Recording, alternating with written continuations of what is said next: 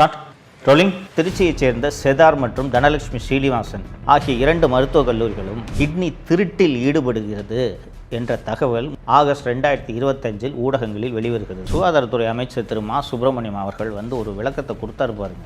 அதாவது மனித உறுப்புகள் திருடுறாங்க அப்படின்னார். திருடுங்கிறது யாரையாவது ஒருத்தர் தெரியாதனமா போய் படுக்க வச்சு அவருக்கு தெரியாம கிட்னியோ லிவரோ எடுத்தா அதுக்கு பேர் திருட்டு. இது முறைகேடு. இது கிட்னி திருட்டு அல்ல, கிட்னி முறைகேடு. ரெண்டுக்கும் என்னையா வித்தியாசம்? திராவிட முன்னேற்ற கழகத்தின் மணச்சநல்லூர் எம்எல்ஏ கதிரவன், நான் ரோல்ஸ் ராய்ஸ் கார் வாங்கணும்னா ஊரில் இருக்கிற அத்தனை பேரோட கிட்னியை திருடினா தான் முடியும். எங்க அப்பாவோட ரோல்ஸ் ராய்ஸ் காரோட விலை தெரியுமா? அது 14.5 கோடி. 2 லட்ச ரூபான்னு வச்சுக்கிட்டா எப்ப நான் ரோல்ஸ் ராய்ஸ் பண்றது? திருப்பூட்டூர்ல இருக்க எல்லா கிட்னியும் தானமாக பெறுபவர் அந்த கிட்னிக்கு கொடுக்கக்கூடிய தொகை எவ்வளவு தெரியுமா? 80 லட்சம் முதல் 1 கோடி. எஃப்ஐஆர் போடுறது தானே, ஆனால் தமிழக அரசு எஃப்ஐஆர் போடவில்லை. வணக்கம் தமிழ் பெருங்குடி மக்களே. 26 சட்டப்பேரவை தேர்தல் தமிழகத்தின் எதிர்காலத்தை முடிவு செய்யக்கூடிய தேர்தல். ஒரு குடும்பம் கொள்ளையடிப்பதற்கான அதிகாரத்தை நீங்கள் மீண்டும் அந்த குடும்பத்திற்கு அளிக்க வேண்டுமா என்பதை முடிவு செய்ய வேண்டிய தேர்தல். 10-15 கட்சி கூட்டணிகளை வைத்துக்கொண்டு நாங்கள் ஒற்றுமையாக இருக்கிறோம், எங்கள் ஆட்சியில் பல சாதனைகளை செய்திருக்கிறோம், மக்களுக்கு பணத்தை வாரி தந்திருக்கிறோம், பல்வேறு திட்டங்களை வகுத்திருக்கிறோம் என்றெல்லாம் ஆசை வார்த்தைகளை கூறிக்கொண்டு உங்கள் முன்னால் வருவார்கள். ஆனால் கடந்த 5 ஆண்டுகளில் இந்த ஆட்சியில் என்னென்ன நடந்தது என்பதை நீங்கள் யோசித்து பார்த்து சிந்தித்து மீண்டும் இந்த திமுக ஆட்சி வர வேண்டுமா என்பதை மனதில் வைத்து வாக்களிக்க வேண்டும் என்பதற்காகத்தான் தொடர்ந்து உங்களோடு நான் உரையாடி கொண்டிருக்கிறேன். தமிழ் சமூகம் ஒரு அறிவார்ந்த சமூகம் என்பதை நான் தொடர்ந்து பல இடங்களில் வலியுறுத்தி கொண்டிருக்கிறேன்.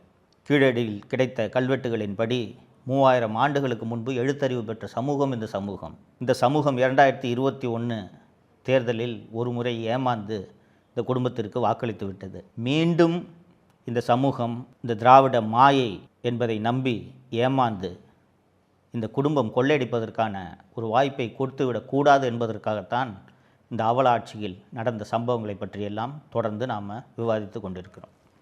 தோழர்களே, செய்தித்தாளெல்லாம் பார்த்துருப்பீங்க, கிட்னி திருட்டு அப்படின்ற இந்த விவகாரம் செய்தித்தாளில் பார்த்துருப்பீங்க. தெலுங்கானா, மகாராஷ்டிரா, கர்நாடகா போல பல்வேறு மாநிலங்களில் இந்த கிட்னி முறைகேடு நடக்கிறது. இந்த கிட்னி முறைகேடு ஏன் நடக்கிறது அப்படின்ட்டு நம்ம யோசித்து பார்த்தோம்னா நமக்கு ஒரு தெளிவு கிடைக்கும். நிறைய பேருக்கு இந்த கிட்னி ஃபெயிலியர் வரும். பல்வேறு காரணங்களுக்காக 2 சிறுநீரகங்களும் செயலிழந்து விடும். அப்போ அந்த யாராவது ஒருவர் அவருடைய உடலுக்கும் அவருடைய அந்த இரத்த டைப்புக்கும் பொருத்தமான ஒரு நபர் எனது ஒரு கிட்னியை நான் தானமாக கொடுக்கிறேன் என்று கொடுத்து அந்த கிட்னியை பொருத்திக்கிட்டான்னா அவர்கள் சில ஆண்டுகள் உயிர் வாழலாம், தொடர்ந்து உயிர் வாழலாம். சரிங்களா? பெரிய பணக்காரங்களாக இருப்பாங்க, பெரிய ஏகப்பட்ட கோடிக்கணக்கில் சொத்து இருக்கும். ஆனால் குடும்பத்தை சேர்ந்த ஒருவரும் கிட்னியை தானமாக தர வரமாட்டார்கள். அப்போ ஒரு பெரிய பணக்காரங்களாக இருந்துட்டு குடும்பத்தில் யாரும் கிட்னி தானம் பண்ணலன்றதுக்காக செத்து போகலான்ட்டு எந்த பணக்காரங்களாவது முடிவெடுப்பாங்களா? ஸோ என்ன பண்ணுவாங்கன்னா, எப்படியாவது இந்த உடலுக்கு பொருத்தமான கிட்னியை தானமாக கொடுக்க ஒருவரை தயார் செய்வார்கள். சில ஆண்டுகளுக்கு முன்பு இதுபோல் ஏகப்பட்ட கிட்னி முறைகேடுகள் நடக்கிறது என்பதனால் தமிழக அரசும் மத்திய அரசும் சில சட்டங்களை கொண்டு வந்து அதன்படி ஒருவருக்கு கிட்னி தேவையாக இருந்தால் அவர் இதற்கென்று இருக்கக்கூடிய ஒரு ரெஜிஸ்டர், ஒரு டேட்டா இருக்குது, அந்த டேட்டாவில் பதிவு பண்ணிடணும். பதிவு பண்ண பிறகு அதில் உறவினர்களோட கிட்னிக்கு தான் ஃபஸ்ட்டு ப்ரிஃபரன்ஸு. தேர்டு பார்ட்டி ஒருத்தர் சம்மந்தம் இல்லாத, இரத்த சம்மந்தம் இல்லாத யாராவது ஒருவர் கிட்னியை தானமாக கொடுக்குறாரு என்றால் அதற்கென்று சில ப்ரொசீஜர்ஸ் இருக்குது. அவங்க ஏன் கொடுக்குறாங்க, என்ன ரீசனுக்காக கொடுக்குறாங்கன்றதெல்லாம் ஒரு மருத்துவர் குழு ஆராய்ந்து எல்லா தரவுகளும் சரியாக இருக்கிறதா என்பதையெல்லாம் பார்த்துவிட்டு அதற்கு பிறகுதான் அந்த அறுவை சிகிச்சையை செய்ய வேண்டும். இன்றைக்கி உங்களுக்கு தெரியும், தமிழ்நாடு முழுக்க எத்தனை தனியார் மருத்துவமனைகள் பெருத்து போய் கிடக்கின்றன என்று தெரியும். எல்லா தனியார் மருத்துவமனைகளும் சொல்லலை, சில தனியார் மருத்துவமனைகள் இதுபோல் கிட்னியை திருடி தான் பொழப்பே நடத்துகிறாங்க. அப்படி திருச்சியைச் சேர்ந்த செதார் மற்றும் தனலட்சுமி ஸ்ரீனிவாசன், பெரம்பலூரில் இருக்கக்கூடிய தனலட்சுமி ஸ்ரீனிவாசன் ஆகிய 2 மருத்துவக் கல்லூரிகளும் இதுபோல் கிட்னி திருட்டில் ஈடுபடுகிறது என்ற தகவல் முதல் முறையாக கடந்த ஆகஸ்ட் 2025 ஊடகங்களில் வெளிவருகிறது. எப்படி வெளிவருதுன்னு கேட்டிங்கன்னா, அந்த நாமக்கல் அந்த பகுதியில் பள்ளிப்பாளையத்திலெல்லாம் நிறைய இந்த நெசவாளர்கள், தறி நெய்கிறவங்க நிறைய பேர் இருப்பாங்க. அவர்கள் அதிகமான வட்டிக்கு, கந்து வட்டிக்கு கடன் வாங்கி விடுவார்கள். அந்த கடன் 1 லட்சமாக இருந்து 2 லட்சமாக இருந்து வட்டிக்கு வட்டி குட்டி போட்டு 3-4 லட்சம் ஆகி போயிடும். இந்த கடைக்காரன் கடுமையான நெருக்கடி பண்ண உடனே அந்த நேரத்தில் இந்த ஒவ்வொரு மருத்துவமனையும் கிட்னிக்குன்னு புரோக்கர்ஸ் வச்சுருக்காங்க. அந்த புரோக்கர்ஸ் போய் இந்த ஏழை மக்களை அணுகுவார்கள். அணுகி இந்த மாதிரி ஏன் அந்த மாதிரி வீட்டில் கடன்காரன் வந்து நிற்கிறேன், ஏன் கஷ்டப்படுற, ஒருத்தருக்கு அவசரமாக ஒரு கிட்னி தேவைப்படுது, உன்னோட கிட்னி பொருந்தி போகுது, நீங்கள் உன் கிட்னியை தானமாக ஒரு கிட்னியை கொடுத்துட்டேன்னா உனக்கு ஒரு 4 லட்ச ரூபா பணம் வாங்கித்தேன்னா அதை வச்சு நீ கடன் அடைச்சிடலாம், வீடை முடிச்சிடலாம், பிள்ளை கல்யாணத்துக்கு வச்சிடலாம் அப்படின்னு சொன்னோன்னே அந்த ஏழை மக்கள் என்ன பண்ணுவாங்க, நீங்களும் நானும் கிட்னியை விற்போமா, ஏழைங்களாக இருக்கணும் தானே கிட்னி விற்கிறாங்க. ஸோ அந்த 4 லட்ச ரூபா வாங்கிக்கிட்டு அந்த கிட்னியை அவர்கள் தானமாக பெறுபவருக்கு கொடுத்து விட்டு சென்று விடுகிறார்கள். தோழர்களே, தானமாக பெறுபவர் அந்த கிட்னிக்கு கொடுக்கக்கூடிய தொகை எவ்வளவு தெரியுமா? 80 லட்சம் முதல் 1 கோடி. 1 கோடி ரூபா எங்கே இருக்குது, 4 லட்ச ரூபா எங்கே இருக்குது? நண்பர்களே, இந்த விஷயம் ஊடகங்களில் முதல் முறையாக கசிய தொடங்குகிறது. ஒரு பெண்ணை வந்து இந்த மாதிரிங்க 3 மாதம் முன்னாடி என் கிட்னியை நான் அந்த தானமாக இந்த மருத்துவமனையில் கொடுத்தேன், எனக்கு 4 லட்ச ரூபா கொடுத்தாங்க, ஆனால் பார்த்தா 80 லட்ச ரூபாய்க்கு அந்த கிட்னியை யாருக்கோ கொடுத்துருக்காங்கன்னு எனக்கு தெரிய வருது, என்னை ஏமாற்றிட்டாங்க என்று இந்த பேட்டி ஊடகங்களில் வருகிறது. இது வந்ததும் தமிழக காவல்துறையை பற்றி தெரியாதா, தமிழக அரசை பற்றி தெரியாதா? சுகாதாரத்துறை அமைச்சர் திரு மா சுப்பிரமணியம் அவர்கள் வந்து ஒரு விளக்கத்தை கொடுத்தாரு பாருங்க.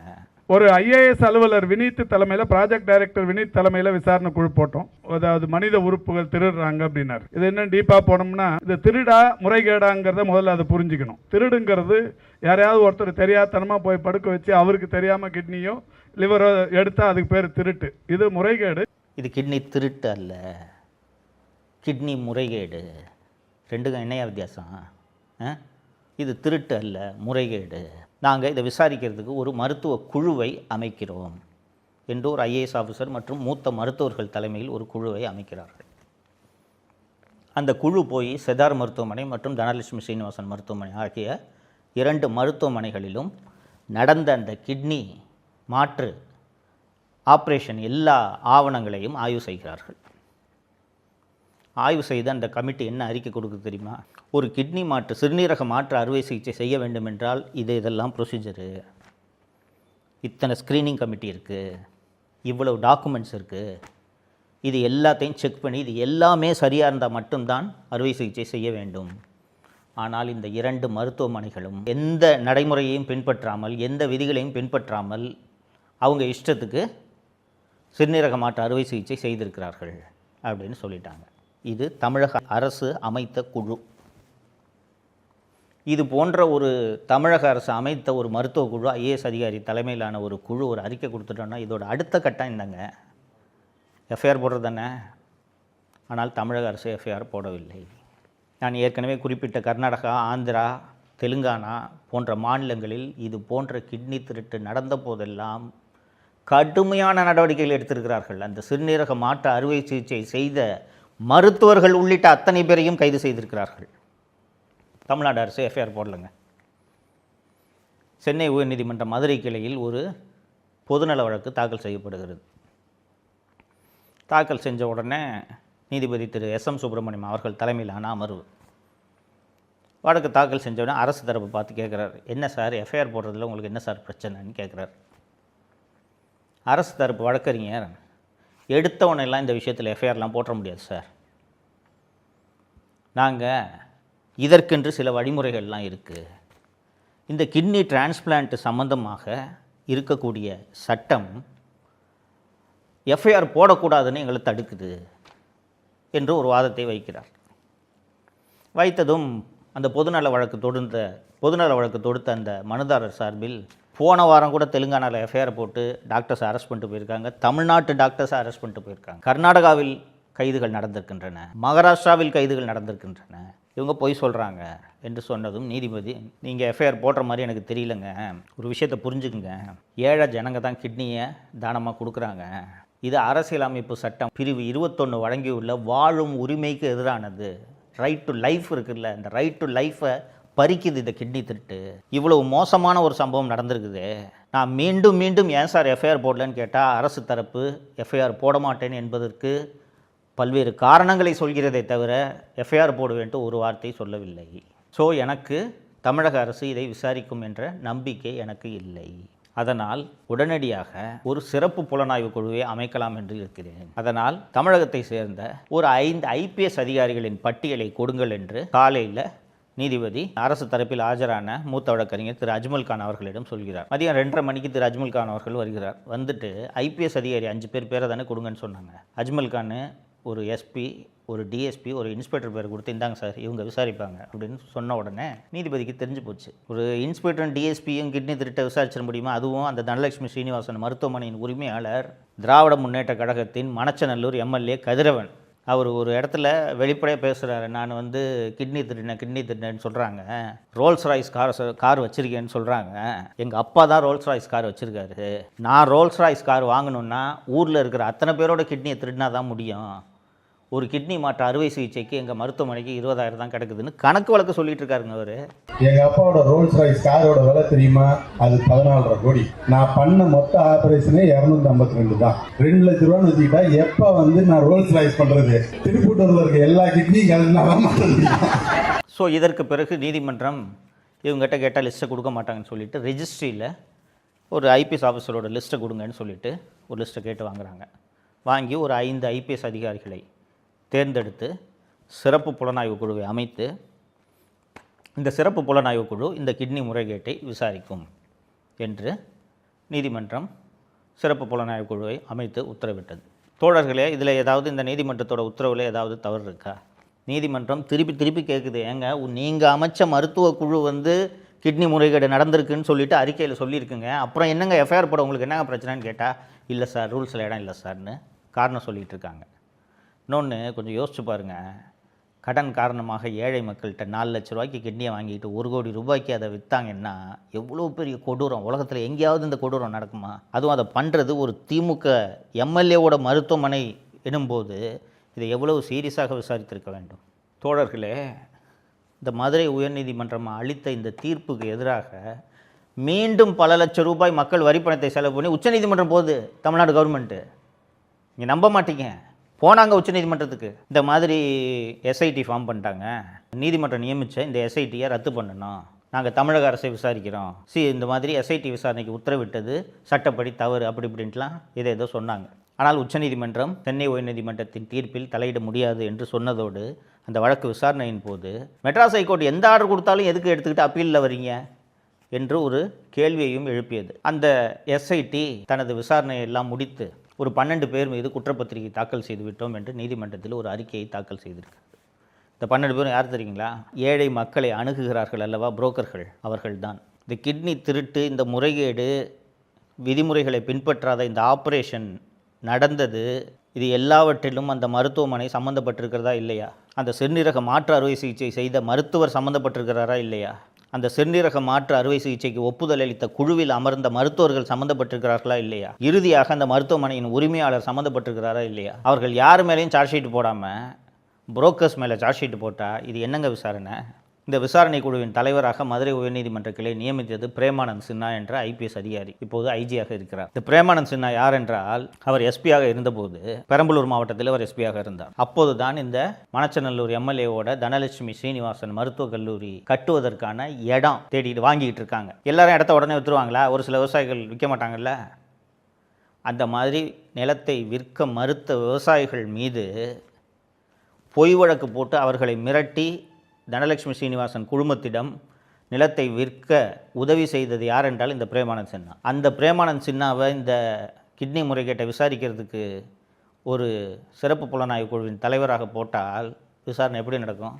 இப்படி இந்த மாதிரி புரோக்கர் மேலே தான் சார்ஜ் ஷீட் போடுவாங்க. அண்ணா திராவிட முன்னேற்ற கழகத்தின் பொதுச் செயலாளர் திரு எடப்பாடி பழனிசாமி அவர்கள் நாமக்கல்லில் நடந்த பொதுக்கூட்டம் என்று தான் நினைக்கிறேன். அங்கே இந்த கிட்னி முறைகேடு அதிமுக ஆட்சி அமைந்ததும் முழுமையாக விசாரிக்கப்படும், இதில் சம்பந்தப்பட்ட ஒருவர் விடாமல் தண்டிக்கப்படுவார்கள் என்று சொல்லியிருக்கிறார். அந்த தனலட்சுமி ஸ்ரீனிவாசன் மருத்துவமனையெல்லாம் இழுத்து மூடணுங்க. இதுக்கு நடுவில் இன்னொரு விஷயம் நடந்துச்சு, அதை சேர்த்து சொல்லிடுறேன். இந்த தனலட்சுமி ஸ்ரீனிவாசன் மற்றும் செதார் மருத்துவமனை ஆகிய 2 முறைகேட்டில் ஈடுபட்டிருக்குன்னு சொல்லி அவங்களோட அந்த உறுப்பு மாற்று அறுவை சிகிச்சை செய்யும் அந்த அனுமதியை தமிழக சுகாதாரத்துறை ரத்து செஞ்சிருச்சு. அந்த 2 மருத்துவமனை நீதிமன்றத்துக்கு போகிறாங்க. இந்த மாதிரி எங்களுக்கான லைசன்ஸை ரத்து பண்ணுறதுக்கு முன்னாடி எங்களை விளக்கம் கேட்டிருக்கணும், எங்கள் தரப்பு விளக்கத்தை அப்படி இவங்க கேட்கல, அதனால் ரத்து பண்ணது தப்பு என்று நீதிமன்றத்தை அவர்கள் அணுகியதும் நீதிமன்றம் இவர்கள் சொல்வது சரி என்று தமிழக அரசு ரத்து பண்ணதை ரத்து பண்ணிடுச்சு. அரசு துறையில் இருக்கக்கூடிய அதிகாரிகள், சட்டம் படித்தவர்கள் அத்தனை பேருக்கும் தெரியும், ஒரு லைசன்ஸை ரத்து பண்ணுறதோ இல்லை ஒரு அனுமதியை ரத்து பண்ணுறதோ இல்லை ஒரு வேலையை ரத்து பண்ணுறதோ எதுவாக இருந்தாலும் ஃபஸ்ட்டு ஷோகாஸ் நோட்டீஸ் கொடுப்பாங்க. உன் தரப்பு விளக்கம் என்னப்பா சொல்லுப்பா அப்படின்ட்டு. ஆனால் இப்படி ஷோகாஸ் கொடுக்காம விளக்கம் கேட்காமல் ரத்து செய்தால் இதை நீதிமன்றம் ரத்து செய்யும் என்று தெரிந்தே இந்த வேலையை தமிழக அரசின் சுகாதாரத்துறை செய்திருக்கிறது. தோழர்களே, ரோடு கான்ட்ராக்டில் திருடலாம், பாலம் கட்டுறதுல திருடலாம், பூங்கா கட்டுறதுல திருடலாம். கிட்னி திருடுறவனை காப்பாற்றுற கவர்மெண்ட்டை எங்கேயாவது கேள்விப்பட்டிருக்கீங்களாங்க? ஏழை ஜனங்க தானங்க கிட்னி வைக்கிறாங்க. 4 லட்ச ரூபாய் அவனுக்கு கொடுத்துட்டு 1 கோடி ரூபாய்க்கு அந்த கிட்னியை விற்று சம்பாரித்து அதில் ரோல்ஸ் ராய்ஸ் காரை வாங்கிக்கிட்டு சுற்றுறானுங்களே. இந்த ஆட்சியாக தொடரணும், யோசித்து முடிவெடுங்கள். நன்றி. தமிழகத்தை காப்போம்.